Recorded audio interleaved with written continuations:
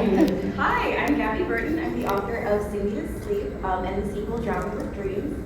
Sing Me to Sleep is a fantasy about a siren named Saoirse. She's the last siren in her kingdom. The rest of them have all been killed out, so her existence is illegal.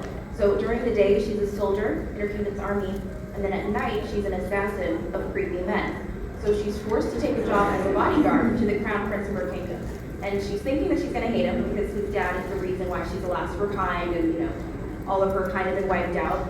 And then she sees him, and turns out he's super hot. And that makes everything really complicated for her, especially when he starts this investigation. He's looking for an assassin in her kingdom, right? And he doesn't know that the assassin he's looking for is her. He's trying to find her, she's trying to lead him astray, she's trying not to fall in love with him. Both of them are bad at these things, and everything gets very complicated, and that is Sing Me to Sleep. That was beautiful. I'm like so awful at pitching my own book. But hello, I'm Lauren Roberts. I am the author of the Powerless series, and hence the name. It has to do with powers, or the lack thereof. So our main character, Peyton, is the only one who's powerless in this kingdom full of elites, and she's forced to survive, and she, of course, one thing leads to another. She bumps into, what is it, a hot prince, of course, and you're not supposed to like each other, like, oh, the best trope. And so she's kind of forced into these competitions, and she's struggling to survive, and yes, and then there's Reckless, which is book 2, but I can't really talk about it for fear of spoiling because that's in a bit. Great to be here with you both today and everyone in the audience. So let's talk fantasy. Obviously, you both have written fantastical worlds in your novels. What's your favorite part about writing fantasy novels, and what's your least favorite? Ooh, that's a good question. Okay, least favorite's easy, world building. I do not like world building. I can kind of get into it, but I think the favorite part, this is my favorite part of just writing in general, is characters. I feel like that's like the most fun. It's the world building is definitely the least favorite part, but characters are so fun to explore. And I guess to make it more like, give it more of a fantasy bent. When you're like in a fantastical world, they're not tied to like our world, which I really like. They don't have like all of like the baggage that like we might have. You could kind of give them new baggage, and that's really fun to kind of invent like new conflicts that they get to be like, they get to shape them as opposed to like being held to like actual historical events. I think there's something fun about that. It's great. I have a love-hate relationship with foreshadowing and like plot twists, and I love them. They make sense. And it's like, it like falls on the page, it flows really well. But getting to that point is like, to have them go like reread the draft over and over again to make sure things are flowing and I'm not giving away too much, but just enough to where a reader can look back and be like, oh my God, it was here all along. So I have a love-hate relationship with that. But I would say something I really, really love to write is those mundane moments in fantasy books. So very much like things that we would do in our everyday lives, but they're in like a really cool fantasy world. So in Powerless, like the two main characters have a thumb war at one point, and it's so cute because the page before they're like, trying to survive and like win these competitions and stuff, and then you flip the page and they're like under like a willow tree, and it's just really sweet. And so I love kind of sprinkling pieces of our own lives into a fantasy world. Great. Along the same lines, is there a rule that you follow or rules that you follow when you are creating your magical systems? I'm so excited. I want you to go first. It's so interesting because, as a writer, it's so fun to just be like, it's magic, like, that's how it works because it's magic, And so I feel like I don't have too many rules for myself. My biggest rule is just like make it make sense. And that's what I'm going for. But I think as I've grown with this series, and obviously there's more books, and the third book's coming out this year, I've been able to kind of revisit that magic system and really flesh it out with the characters. So they're starting to learn like, okay, how did this plague come to be? And that's the whole premise. This plague came through and gave the elites their powers and things. And so now I'm kind of discovering with the characters, like how it came to be. And I can't tell you yet, but you will find out. I think for me, like for making rules, it's like you get to write like the story before the story, you know? So like the history of the world. You were talking about like the plague, right? I'm like you have like the whole story of the plague written down already, so I know everyone wants to know. But like that's like the fun part. You get to like write a story about everything that happened before, and then there's everything that's happening now. So then you know like why things are the way they are. And usually in the actual book, you know, not all of the rules, not all of like the history is going to be explicitly stated. But you as the author, you know, you want to keep that in mind so that like as you're going, everything feels internally consistent. But yeah, that's usually how I think about rules. It's just, okay, how did I decide that this world came about? Once I know that, then it's easy to follow those rules. Mm-hmm. Do you both keep a lot of notes that, like you said, Gabby, that never make it into your books? I do. I keep a lot. I write on Scrivener. Do you use Scrivener? Yeah, I love Scrivener. And I don't know how to use half of it. Like, I literally, there are so many features. There's so many features that I just ignore. Yes. But no, like it's so great, I think, for like keeping notes, because you can have like different folders for like world building, and you have something like specific for like this is the way like this magic power works, you know, and then you get to like flesh out like all the rules of that magic power and all the limitations there. I love having like if there are different kingdoms, I have like different documents for like each kingdom, and I keep notes on all of them. Very little of that actually makes it into the book. For me, I think that would be kind of boring. Some people are into that, but for me, I wouldn't want to read a book that's like mostly world building, so I don't write books that are mostly world building, but I do have those notes. They exist, just not in the book. Yeah, I think being like surrounded by so many amazing authors like today, I'm like I'm learning I need to be more organized with these things. I'm like, I should do that. I do to an extent. Like Scrivener, the writing software, they have like pre-made character sketches and like setting sketches that help you figure out like, okay, who, what, when, where, why, and they're kind of all the details that you can figure out before going into writing. So I have a lot of that. I have a lot of like character notes. I have a lot of Powerless that never even got published. The book was so long. I trimmed like 30,000 words off of it. And you don't want to read those scenes. They're really awful. But I do have those. But I think I need to be better at collecting the things. I would say I'm more of like a pantser in that sense. Yeah. You mentioned that you like to, make sure that you're including foreshadowing in the book. When you're writing, do you know that ahead of time? Are you writing it as you go, or do you write like the outcome and then go back and make sure you put in bits of foreshadowing? I would say like 90% of the time I know what's happening. And I'm like, okay, we're getting to this point, we're building to this scene, and I know what's going on. But recently with writing Fearless for Breathe, it has tested me a lot. And there have been times where as I'm writing, I'm realizing, oh, this isn't working. I need to kind of take this and reform it. And so that book in particular has been very much like, it's helping me figure things out as I go and reveal, plot holes and things like that. But most of the time, I would say I'm pretty good at knowing where I'm going. But sometimes it does help to just write the first draft, get it done, and then on your rereads and your second draft, third draft, you're just amplifying everything that's there and cleaning it up.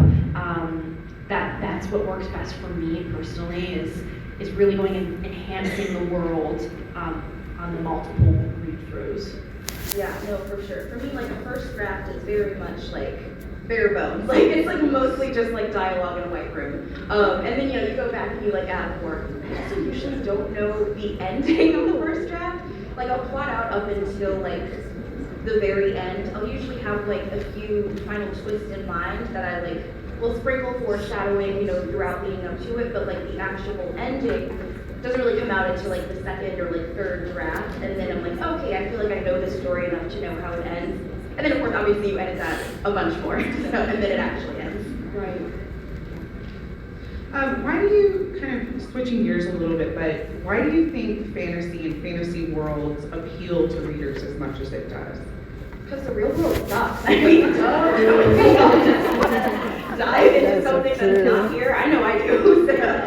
No, that's exactly right. I completely agree. It's like we crave this like whimsical yearning. Like men are not like they are in books. Like let's be honest, no one is like yes, like I love a man that like yearns, and so I think that's like what we search for because we can't get that in this world most of the time. If you have it, very lucky. And so I think we all just want to escape, and that's And going off of that, like powerless is like multi-POV, so like it's really, you know, it's nice to like dive into like a guy's head and he's just like obsessed. Like we love that.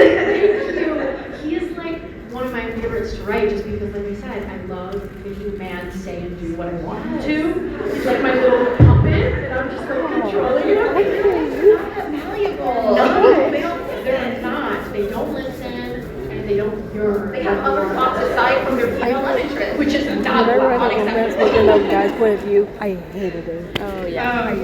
Why, Girls always you know, kind of in the reverse of that, why do you include real life situations and issues in your book if it is about escapism, if it is about the inverse of the real world, the opposite of the real world? You both do include, you know, real life situations, real life themes. Why do you include those in your books?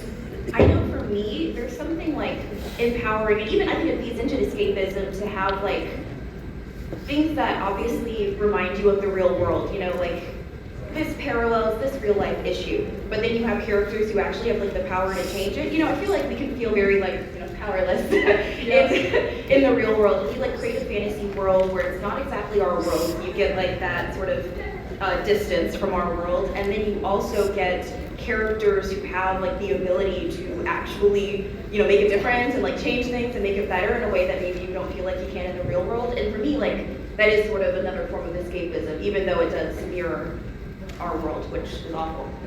I completely agree with that. I don't know that I can say anything better, to be honest. I think that's great. A lot of times we find that art imitates life, you know, like we draw from what we know. So we know that there are problems and issues and, you know, divides in our world. And I think writing it in a digestible way helps spread like awareness or just like hope in general.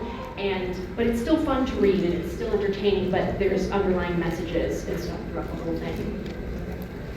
Is there another genre that you would like to write in the future? I actually, before I wrote Sing Me to Sleep, I only wrote mystery thrillers, none of which are published or will ever see the light of day. They're all awful. They also all only have white characters, because I didn't know you were allowed to write about black people until like yesterday. None of them will see the light of day. But I mean, I want to go back and like revisit like mystery thrillers. I think I've probably forgotten how to write about the real world, so I'll have to relearn that, which I'm not looking forward to. But I mean, I love mysteries, so I think, you know, any story at its core has a mystery. So there's great stories to it. I love that.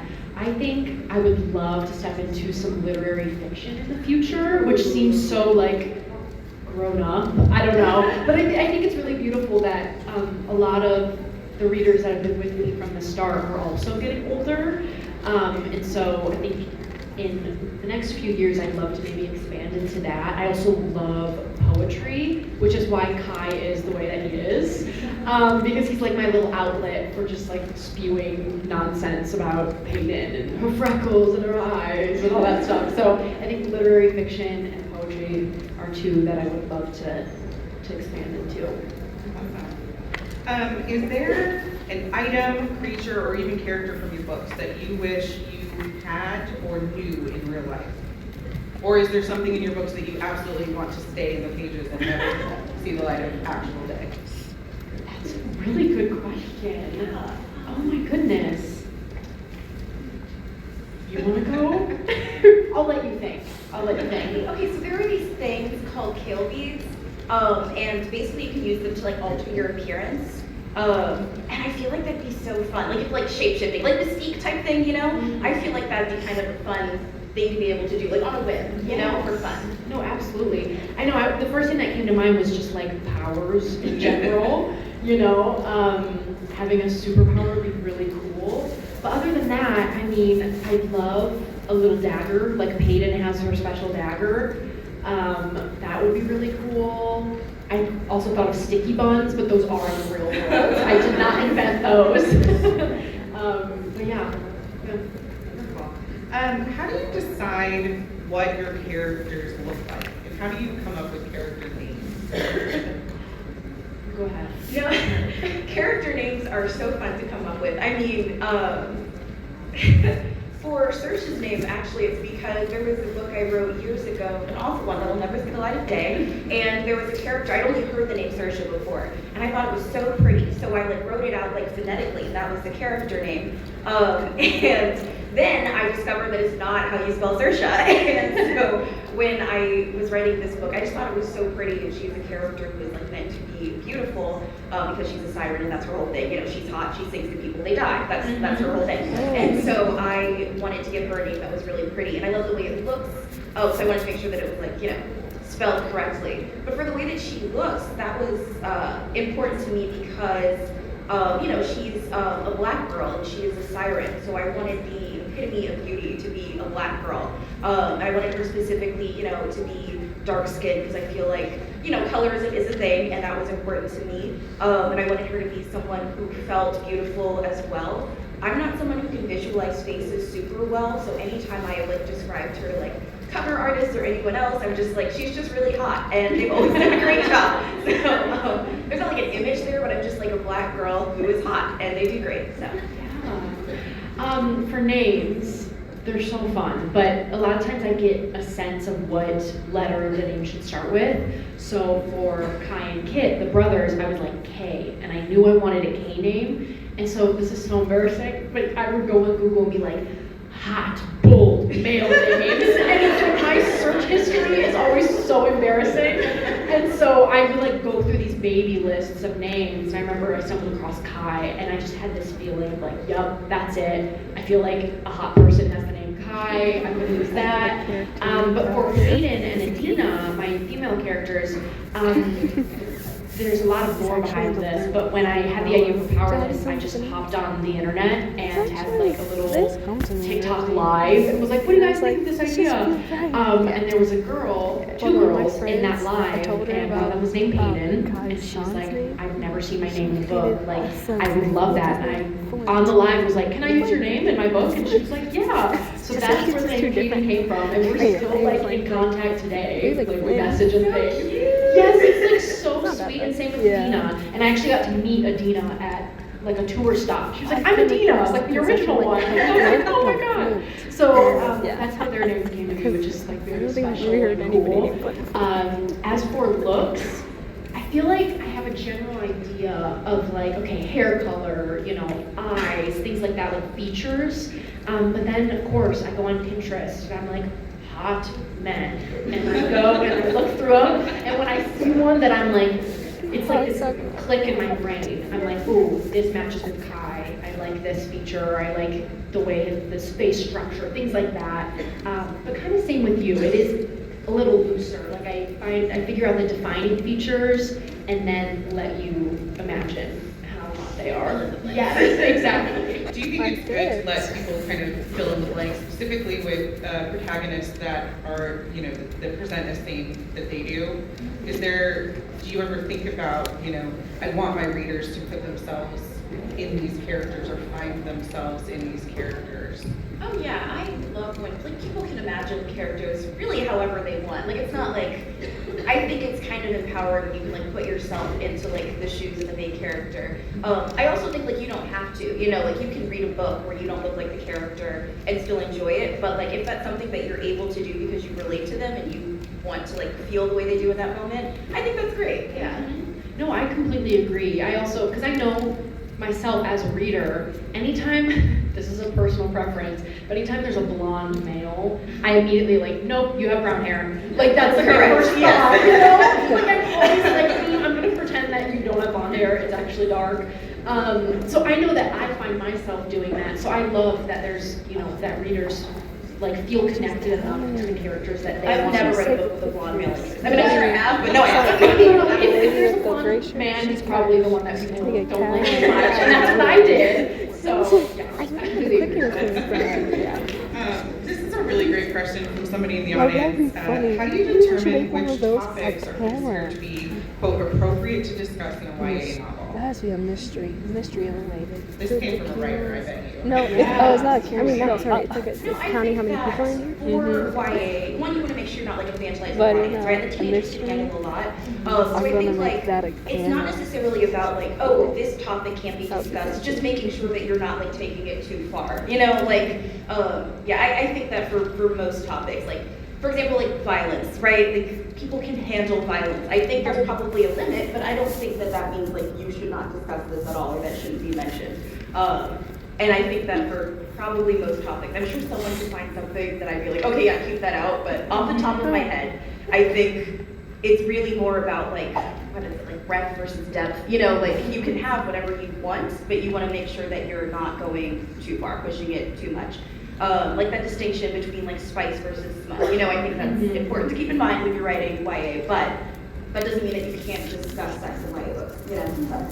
No, I completely agree. I think that just because it's YA and it's geared towards teenagers doesn't mean that teenagers can't handle like heavier topics. Like absolutely, you all are very like intelligent in that way, and I don't think it's fair to sugarcoat anything to be like, oh, you wouldn't understand this, you know? Like obviously, like, and this is such an important time in so many teenagers' lives of like discovering who you are, and that's also talked about in a lot of YA books. So yeah, I completely agree with what you're saying. I think anything like too explicit, you know, like sexually or in general, is something that would stretch you into a different genre. I agree. But I definitely think it can be discussed because like as teenagers, it is still It's a pretty life. Exactly, yeah.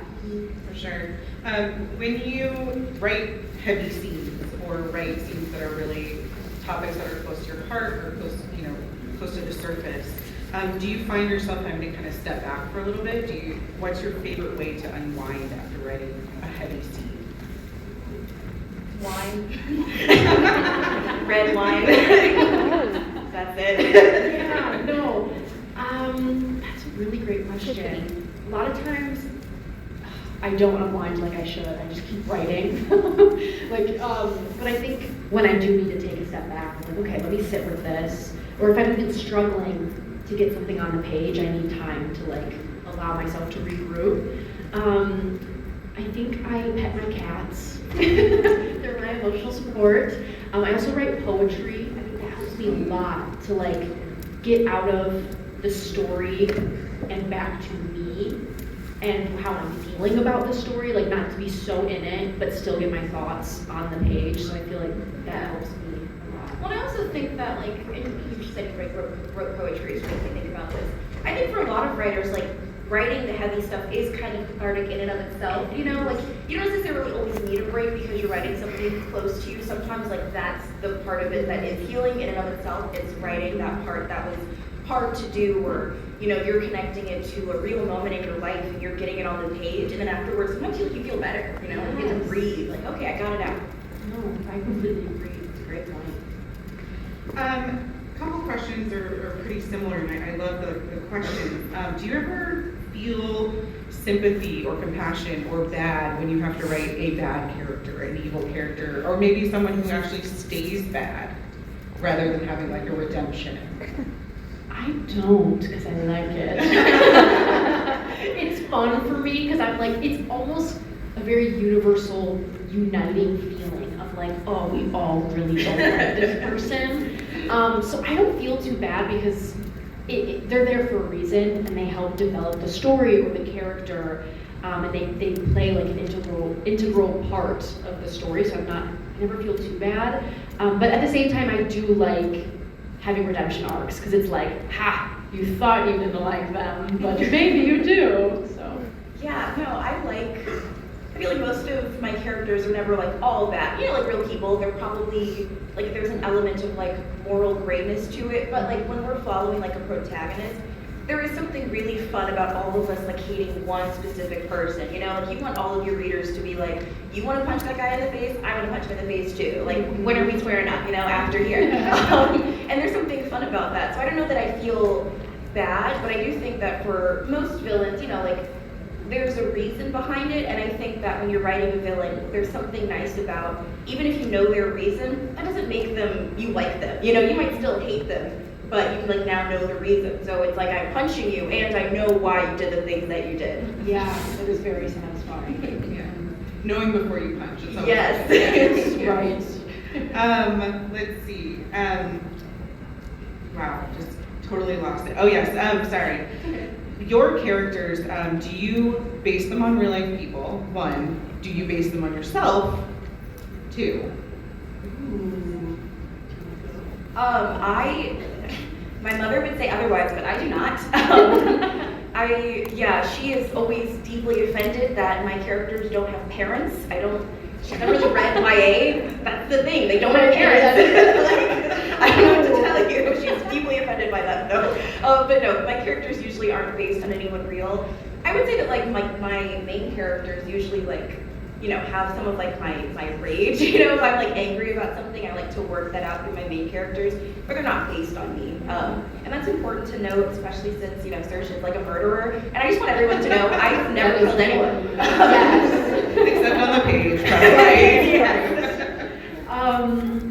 Yes, oh my God, what was the question? I would like do you my base brain. characters on real life people, or do you base them on yourselves, or Yes. both? Okay. Neither. Yes, okay, I'm not brave enough to base characters on real life people. I know that there are authors that do that, and I respect them. I'm like, I just would be so scared that they would know, and they'd be like, am I in your book? So I just can't deal with that confrontation. So I don't.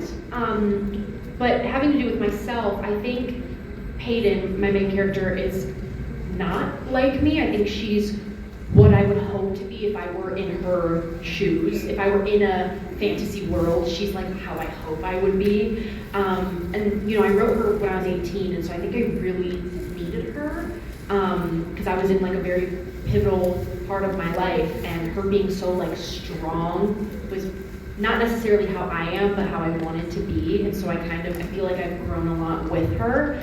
But I do feel that Adina, her best friend, and she has her own little novella, I feel I relate more to her. Or at least how I try to be as well. Like she's very, you know, half glass full and bubbly and kind and just like this beautiful soul. And I'm like, I want to be like you. So I think I aspire to be like certain characters, even if I'm not always beating the mark. That's great. Kind of something you said, Lauren, earlier made me remember a question, and you making the joke that you've never killed anybody in real life. I mean, I hope it was a joke, but what is the weirdest thing in your Google search history other than hot men? Oh my goodness. I have Googled things that might be concerning if anyone's watching. Yeah. Because I mean, it's like I said, I wrote thrillers before this, so like my search history's been out of whack since I was like 8. So like, I worry about whatever FBI agent is assigned to me. I'm sure he's deeply concerned. I don't know. How quickly it takes to drown in blood. I've Googled at some point. Oh yes, as one does. Yeah, because you know, like the minutia of like how it pools in your throat. I was interested in, you know. Yeah, there's a lot of things. Oh God. You're saying I was really interested in that. My characters for research. Of course. Wow, yeah, I would say just things like, can I knock someone out if I hit them in the temple hard enough? Like, it's just like that, or how long will this person not have oxygen if this happens? It is a little scary. So it's just like hot male fierce names, and then like, will they drown if they're underwater for this long? So nothing as concerning as I'm sure I was like deep diving into this anyway. I'm sure there's a flag on your files that says author. Yes. Like, you know, like here's their bookography, like bibliography. Bookography is not a word. What is a piece of advice that you were given maybe early on in your career, or before you really dove into being an author, that has really stuck with you? I heard from another author at like my first ever panel like this, which was not long ago because I'm still very new to all of this. And she had said, like, make sure what you're writing is something that you genuinely enjoy. And that seems obvious. Like, she said it and I was like, yeah, well, of course. But she kind of like dove deeper into it and was like, look, this book is gonna follow you around forever. So make sure you like it. You know, like don't write things for other people or for, you know, trends and things like that. And Powerless has 1,000,001 tropes, I am well aware. But that was something, I loved these tropes, and I loved, like, it's very much a mosaic of the things I loved to read when I was a teenager. And so I'm very happy that I didn't write anything for other people or to make people happy or like, oh, I'll put this scene in here because I know they'll like it. It's very much for me and what I wanted to read, and I'm very thankful that people also wanted to read it as well. So that's something that I do keep in mind as I go forward. Of even with Fearless, I feel like there are a lot of, I'm hearing a lot of thoughts and like, you know, we want this, and I obviously listen to them, and I want to keep those in mind, but I do have to remember, okay, I have this story in my head, I want to stay true to it, even if people might not like certain things, you know. For me, I think the best piece of advice that I repeat to myself all the time, because I always forget it, is the first draft is allowed to be bad. And like, it has to be bad. Every time I write a book, I feel like I have forgotten how to write a book. And every time I'm like, God, this first draft is worse than everyone else's first draft. And I'm like, no, it's probably not. And even if it is, that is what editing is for. But it's like really hard to keep that in mind, because, you know, first drafts are awful and they're hard to get through. Yeah, it can only get better. Yeah. Like, I always think that, I'm like, oh, all right, I'm sending it off, but it'll get better from here. So, How many times do you find yourself revising a first draft before you feel like it's even ready to go to, you know, your agent or your editor? I don't even know if I can Like, count that high. how Like, many I just drafts kind do you of edit until I don't does it need take you until you're and then I satisfied? edit it some more, and then I second guess myself, and then I doubt it, and then I panic email my agent like, hey, this is probably trash, and then they're like, please send it to me anyway, and then I do. yes. I would say and I'm trying to get better about this, but I'm very thorough, even on my first draft, which is why it takes me longer. And I want to be able to just get the bones on the page, because I think that helps in the long run to be able to like just keep adding to it as you go. But I am very much like, if I don't like a sentence, I'm gonna sit there and I'll stare at it for 2 hours until I'm like, yep, this is it. So, and I'm trying to be a little bit better about it, but I think most of the time, once I'm done writing it through, I have the same thoughts of like, I'm texting my editors like, I think this is horrible, like we should scrap the whole thing, and she's like, just send it. So I send it, but I would say I don't revise too heavily. I try not to, but I do, like I will go back to different chapters and tweak things.